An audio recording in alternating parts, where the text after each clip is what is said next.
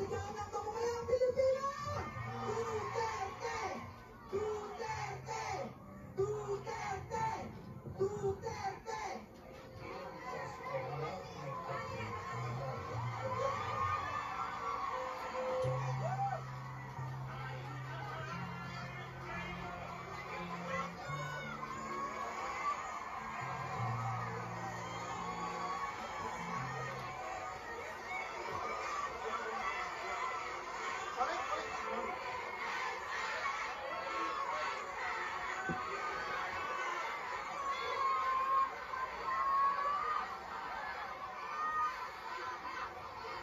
Magandang hapon sa inyong lahat.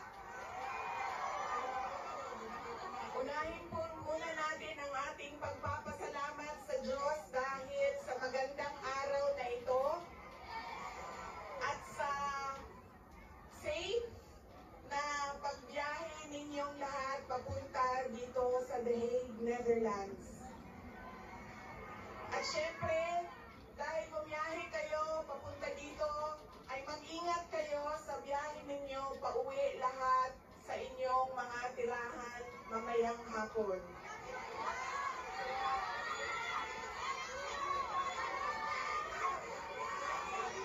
Susunod po ang pagpapasalamat ko sa Dutch Police sa kanilang pagtulong sa atin na mabuo yung programa ngayong hapon na ito at sa pagpahintulot na tayo ay magkaroon ng rally para kay Pangulong Rodrigo Duterte. Maraming salamat po sa Dutch Police and of course sa local government ng The Hague at sa Foreign Ministry ng the Netherlands. Maraming salamat sa kanila. Ang susunod na pagpapasalamat po ay mula sa akin para sa ating mga organizers ngayong hapon na ito sa Executive Committee na nag-meeting araw-araw, iba't ibang time zone para pag-usapan kung paano natin maisagawa ang ating pagsuporta, pagpapakita ng suporta kay Pangulong Rodrigo Duterte na matiwasay at maayos ang ating pagsama-sama ngayong hapon na ito.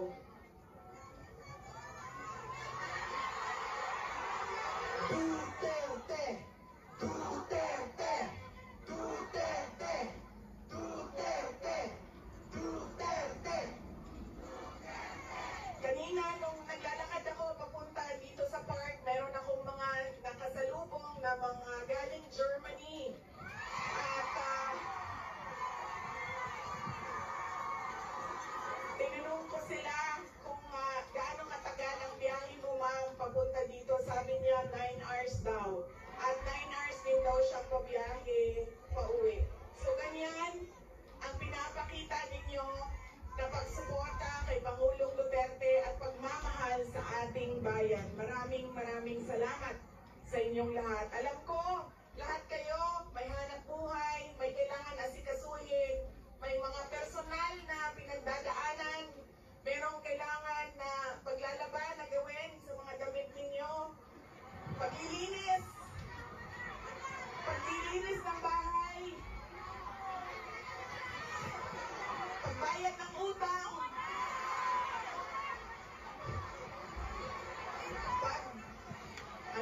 pagtawad sa inyong mga mahal sa buhay doon sa Pilipinas, ay nandito kayo ngayong hapon na ito at ibinigay ninyo ang oras ninyo at panahon ninyo para mapag-usapan natin ang estado ng ating mahal na bayang Pilipinas.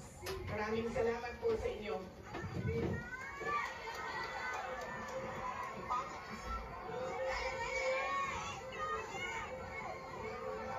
Naikwento ko na ito noon, pero mas mahalaga yung kwento ngayon dahil napag-usapan namin siya ni Pangulong Duterte doon sa loob ng detention center ng ICC.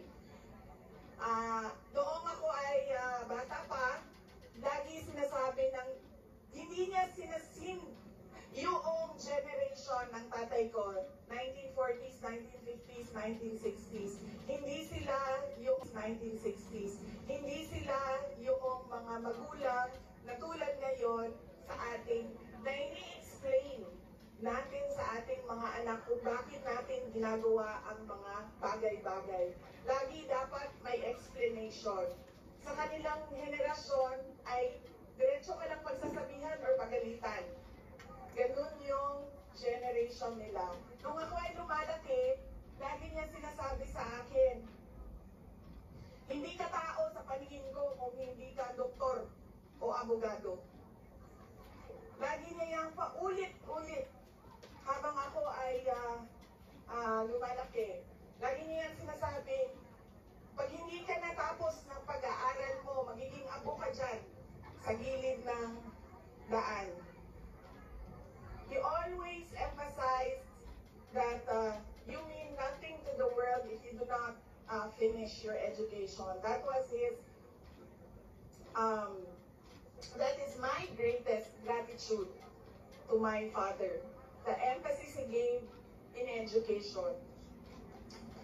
Wala namang problema sa akin yun nung ako ay lumalaki dahil gusto ko din naman talaga maging doktor. Kaya at that point, pareho kami ng, hindi ako yung pinipilit ng mga magulang na magdoktor ka kahit ayaw. So walang naging problema sa amin doon. Pero nung hindi man naging successful yung aking pagpasok sa medisina, ay lumipat ako sa pagiging abogado dahil binigyan din naman ako ng option ng aking tatay na pwede ang abogado. Yun lang ang katanggap-tanggap sa kanya, maging abogado o maging doktor. Noong nakapag-usap kami, noong isang araw, sabi niya sa akin, naging forceful ba ako, mapilit ba ako sa pagsabi ko sa iyo na maging abogado ka? Sabi ko, oo. Sinasabihan mo ako, pinapagalitan mo ako. Lagi. Kinento ko sa kanya na isang beses, bihira ako umiyak. Pero isang beses, dahil nalaman ko na hindi ako makakatuloy sa 4th year law school dahil meron akong isang bagsak na subject. Wala akong ibang masabihan nung sakit na nararamdaman ko. Kasi pakiramdam ko, yung tatay lang din. Pakiramdam ko, yung tatay lang din. Yung tatay ko lang din. Makakaintindi sa akin. Dahil dumaan din siya ng law school. So tinawagan ko siya. Hindi ako makapagsalita. Iyak lang ako ng iyak. Humahagulgul ako sa iyak na sinasabi lang niya, hello, hello, hello, nasaan ka? Nasaan ka? Yun lang ang sinasabi niya, nakidnap ka ba? Nakidnap ka? Tapos iyak lang ako ng iyak. Tapos dalawa lang ang tanong niya na paulit-ulit, nakidnap ka ba o buntis ka ba? At that point na paulit-ulit na niyang tinatanong kung buntis ba ako, sabi ko na sa kanya pa, hindi naman siguro umiiyak ang babaeng buntis. Siguro happy. Happy siya, no? Na buntis siya. Sabi ko, nahihirapan ako sa isang subject ko. Pakiramdam ko, sasabit ako dito. Tapos ang sagot lang niya sa akin ay, sabi niya, yun lang pala bakit mo ko tinatawagan? Mag-aral ka na. Ganon. Ganon ka tigas yung kanyang paniniwala at pagpipilit na ipursige ko ang aking edukasyon. Wala nang, huwag ka na umiyak, mag-aral ka, magmadali lang yan, lumabas ka muna, magkape ka, wala. Sinabi lang niya sa akin, yun lang pala. Ibaba mo na yung telepono at bumalik ka na sa pag-aaral mo. Kaya noong ako ay naging abogado, yun din yun ang sinasabi ng kaibigan ng tatay ko sa akin na nakita niya ang tatay ko, sobrang saya. Yung araw na yun na nalaman niya na naging abogado ako, yun yung sobrang saya niya. At sinabi sa akin ng kaibigan ng tatay ko, sabi niya, hindi mo maiintindihan kaming mga tatay na kaming mga abogado pag nagkaroon kami ng anak na abogado. Ganun, iba yung saya namin kapag nakikita namin na meron na kaming anak na abogado. Sabi niya sa akin doon, sabi niya, pinilit pa kita, sabi ko, hindi lang pilit. Sinigawan mo ako at pinaiyak mo ako ng maraming beses dahil sa edukasyon at sa pag-aaral. At sabi niya, di buti na lang dahil meron akong abogado ngayon na anak na inutos-utusan ko dyan. Kausapin niyang mga uwes dyan. At ngumiti siya. He smiled. And it seemed to me that it was a comfort to him that he had a daughter who is a lawyer. In fact, sabi niya,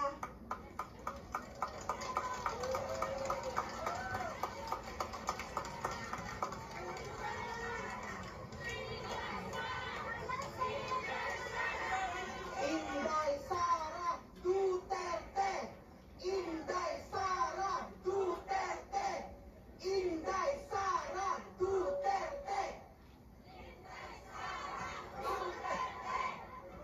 Sabi niya, lagi, pag pumapasok ako doon at nagkakaroon kami ng oras na makapag-usap, sinasabi niya, kailan ka ba uwi ng Pilipinas? Anong date ka uuwi ng Pilipinas? Anong ginagawa mo dito? Bakit hindi ka pa umuwi sa Pilipinas?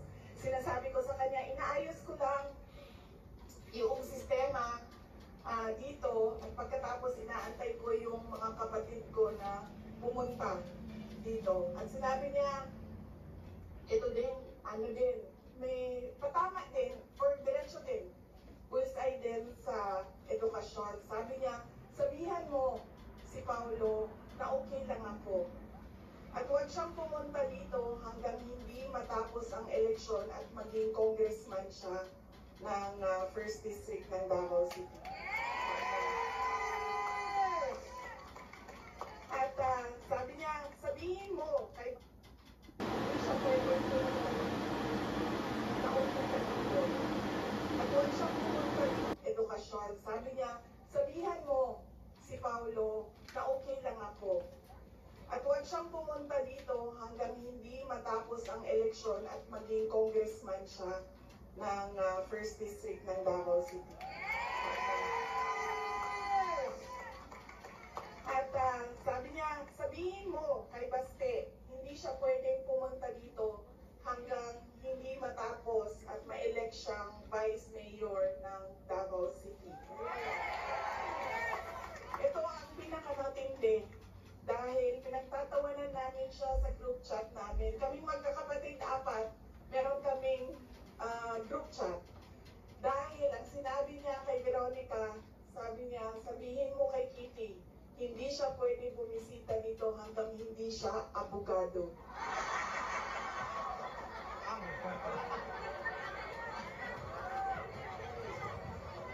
Sabi ni Kitty, grabe ang overacting ni Papa. So, ibig sabihin ba, mga 5 years. She has 5 years until she becomes a lawyer.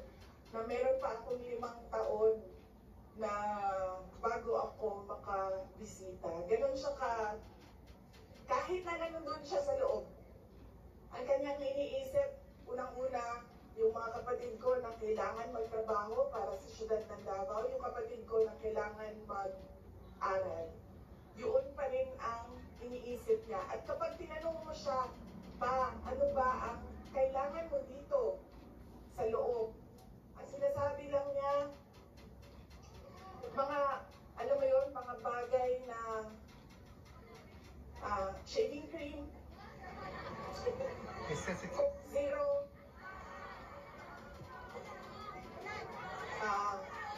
Munggo. Piniritong. tumigil na siya sa kakahingi ng Pinoy na ulam dahil para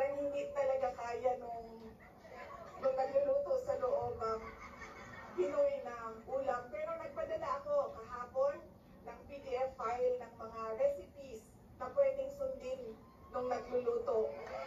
Yes! Duterte! Duterte! Duterte!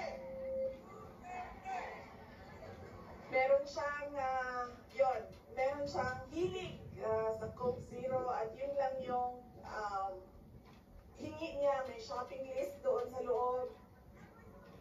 At sabi niya doon sa gwardiya na isulat mo dyan, 2 case ng Coke. Anak ko ng gwardiya, sabi niya, pwede ka naman bumili dyan sa vendo, tapos iiwan mo para sa kanya. So sabi ko, Papa, anong gusto mo dito? Sabi niya, Coke Zero lang. So bumili akong 4 na Coke Zero, iniwan ko sa kanya. Sabi ko pa, that's 1 for each day pa ha. So today, tomorrow Saturday, tomorrow Sunday, Monday, Tuesday, Wednesday. Dahil darating na yung grocery list mo by Wednesday. At sagot niya sa akin, bakit isa lang?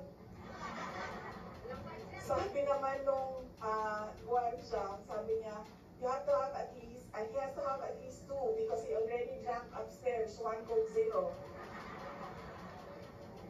And then sabi ko, o sige pa, sabi ko, babalik naman ako sa Lunes. Sabi ko, 2 bukas Sunday and 2 sa Monday. Tapos i-replenish ko na lang yung Coke Zero mo. Sabi ko sa kanya, alam mo pa, sinasabi sa iyo ng doktor, maglakad ka daw. Huwag kang nakaupo lang sa kwarto mo. Tapos sabi ko, pwede ka naman, allowed kayo na lumabas dyan. Sabi niya, ayoko maglakad sa labas kasi baka didiretso ako sa gate at umalis sa lugar na ito.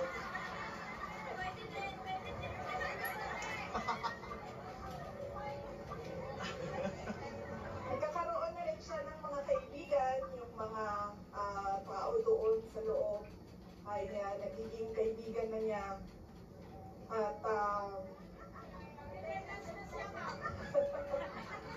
hindi ko lang alam, baka paglabas niya marunong na mag-touch. Pero karamihan nung kasama niya sa loob ay French speaking. So,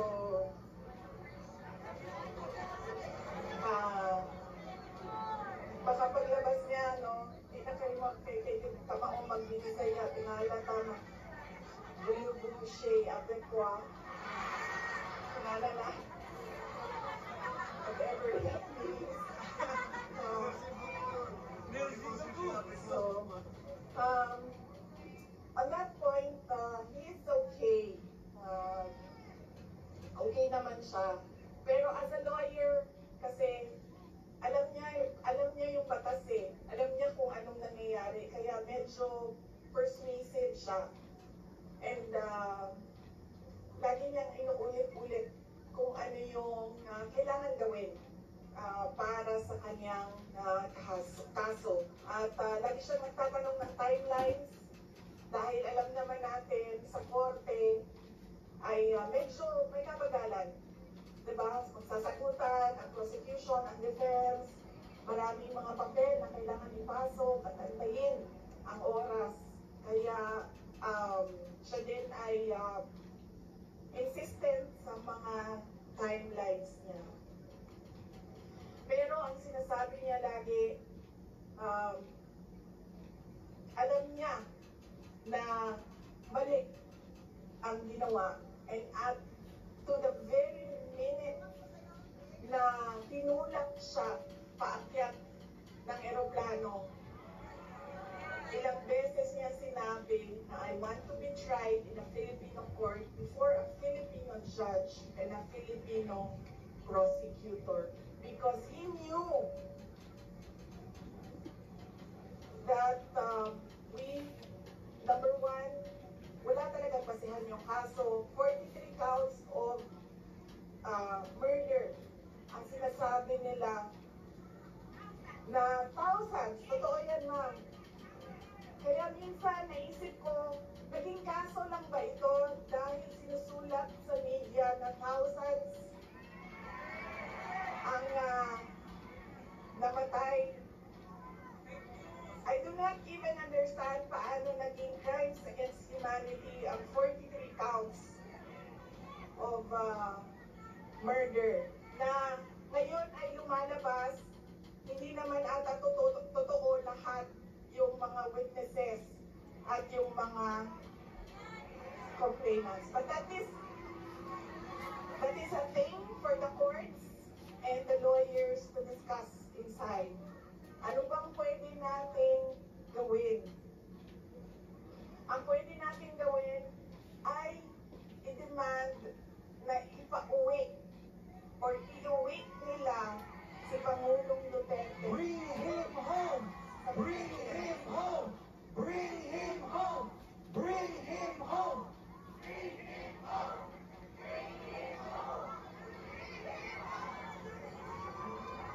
Dahil yun din ang gusto niya. Araw-araw na nandun ako, sa mga araw na nandoon ako, isa yan sa paulit-ulit niya sinasabi, kailan mo ako mapalabas dito dahil darating ang eleksyon, mag-mayor pa ako ng syudad ng Davao. Bring him home! Bring him home! Bring him home! Sa aking kapasidad at abilidad na mamuno is tantamount to betrayal of public trust. Dahil kailangan malaman ng taong bayan na nasa ayos ang iyong decision making.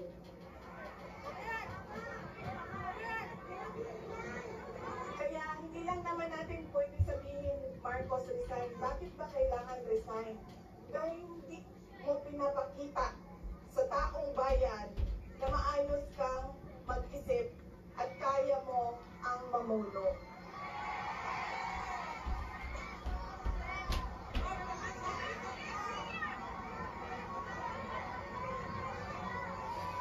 Madaming mga tanong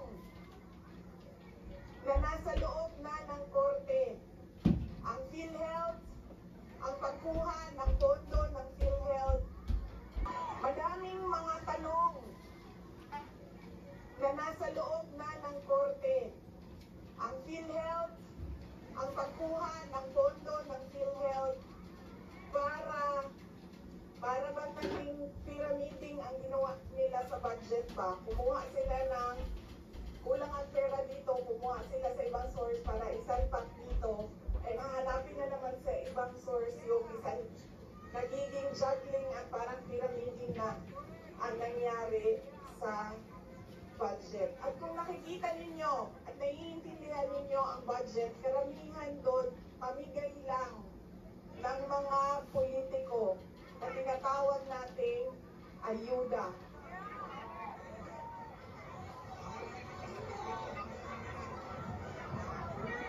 Na tinatawag nating ayuda.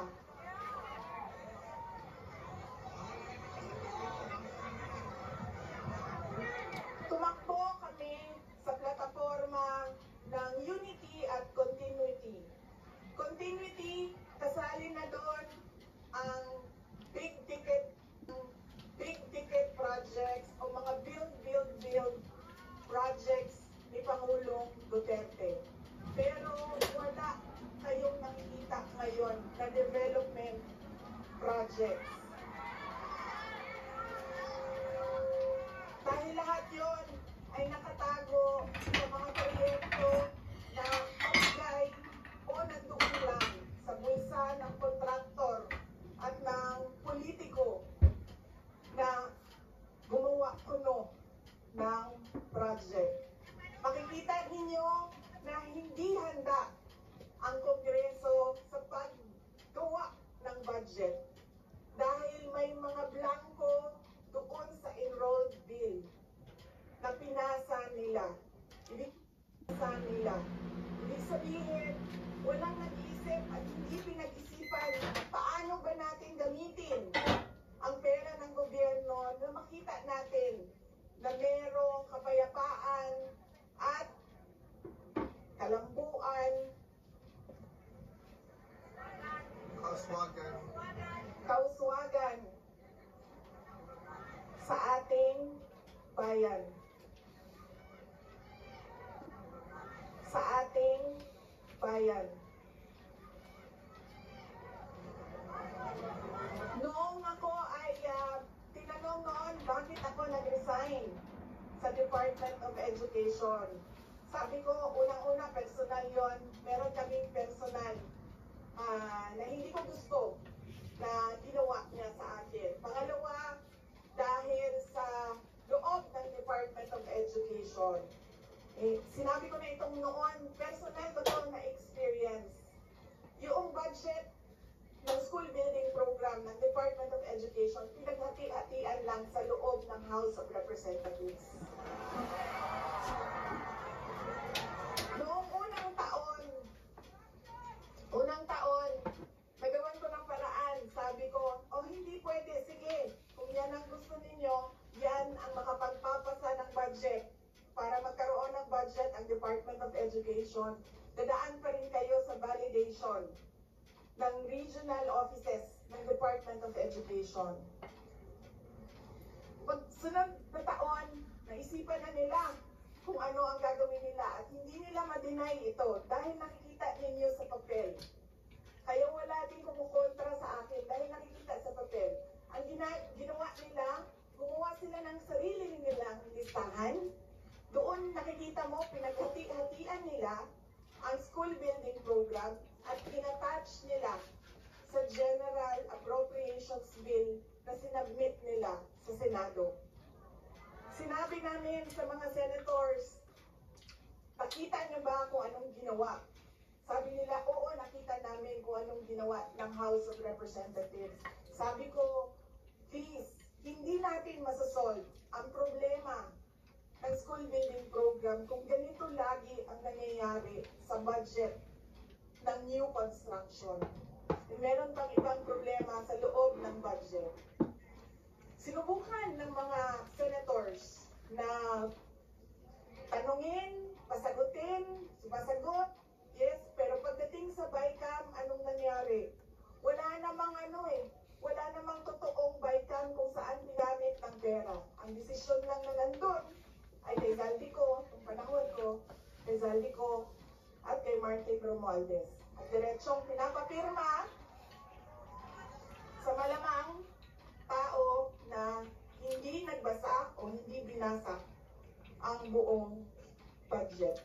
Kaya walang nakakita o hindi nila nakita dahil hindi naman binasa na may blanco doon at pwedeng lagyan ng kahit anong amount yung mga blanco sa budget. Madaming katanungan, madami ang problema ng bayan. Kaya lagi ko sinasabi, hindi kami ang problema ng bayan.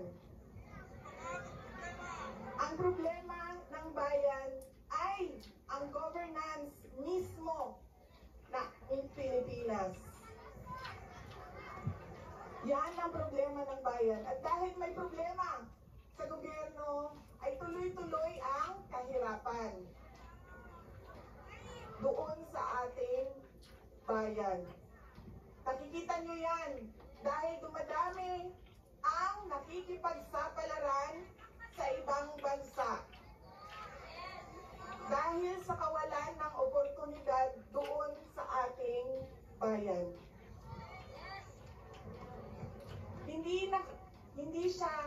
We should not be proud that we are exporting our countrymen, our workforce abroad dahil, wow, ang daming dollars na pumapasok sa Pilipinas dahil sa padala. Hindi yan siya nakakatuwa. Dahil ang isang bansa dapat meron siyang oportunidad na binibigay sa kanyang mamamayan. Hindi lang yan. Decent housing, peace and order, quality healthcare. Nakikita nyo yan dito sa mga bansa kung nasaan kayo. At kaya kayo nandito dahil hindi nyo yan nakikita doon. And apparently, tayo lang yung nakakakita, yung nakaupo doon, hindi nila nakikita.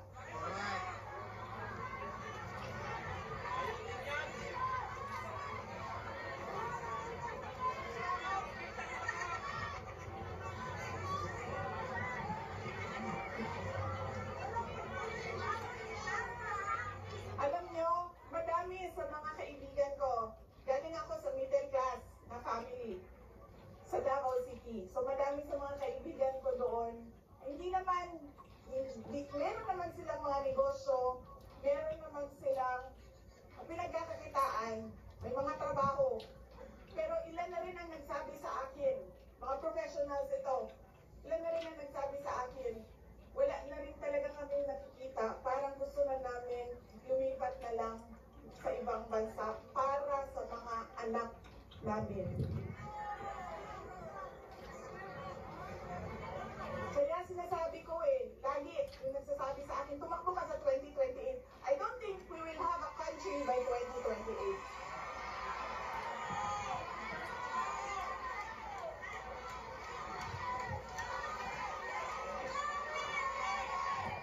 Duterte! Duterte! Duterte!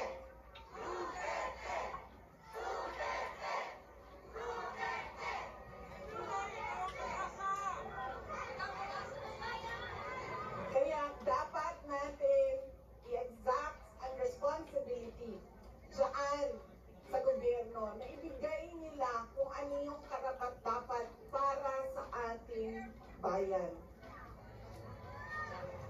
Dahil kung meron man ang okay sa kanila na pumunta sa ibang bayan, meron ding mga tulad namin na ayaw namin kahit anong mangyari, umalis sa Pilipinas.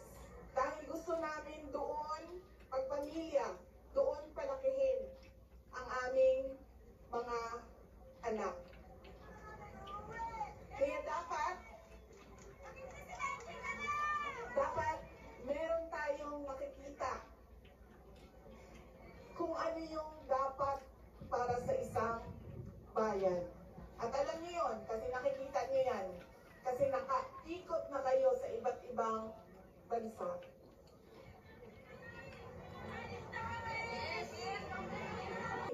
Na ipanawagan sa lahat ng nakikinig na iuwi ninyo si Pangulong Duterte sa Pilipinas.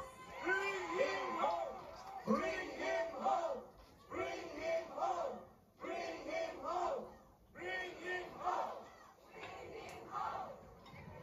At pangalawa, patuloy natin na hingiin sa gobyerno, sa administrasyon na ibigay ninyo ang serbisyo at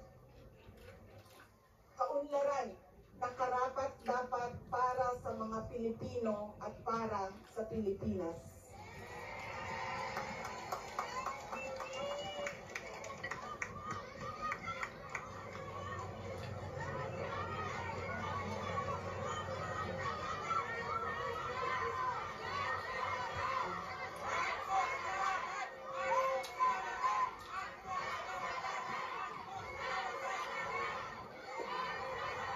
Sa kagahi, sa ako ang bantak tiriman, ginagin ko karan. Kaya, nagpugong yung kawaman, hindi ko mahulog.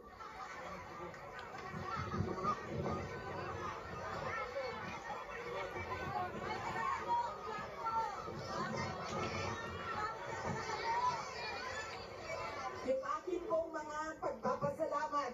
Una po, kanina meron na ako mga pagpapasalamat opening sa Diyos, sa ating host government, sa police, sa local police. Yung aking mga pagpapasalamat sa inyo, sa oras ninyo. Ang aking mga pagpapasalamat sa inyong patuloy na suporta sa aking opisina, ang Office of the Vice President.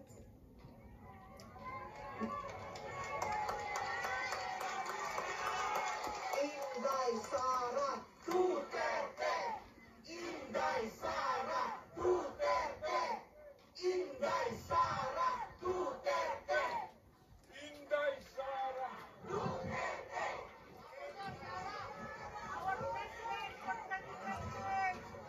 Malakas ang loob ko dahil nandyan kayong lahat.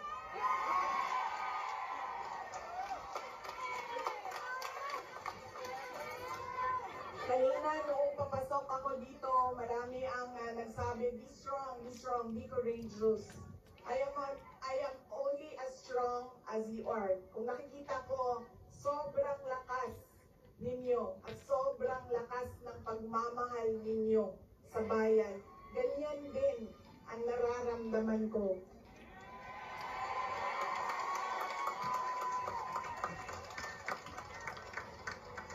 Ang pagpapasalamat ng aming pamilya, ang pamilya Duterte, dako kaayo miubutang ang kabubuton kaninyong tanan. Sa higayon nga gihatag ninyo kanamo na makaserbisyo sa ato ang nasod. Napakalaki ng utang na loob namin sa inyong lahat sa pagkakataon na ibinibigay ninyo sa amin na makapaglingkod sa bayan. Maraming salamat po sa inyo, mga kababayan namin.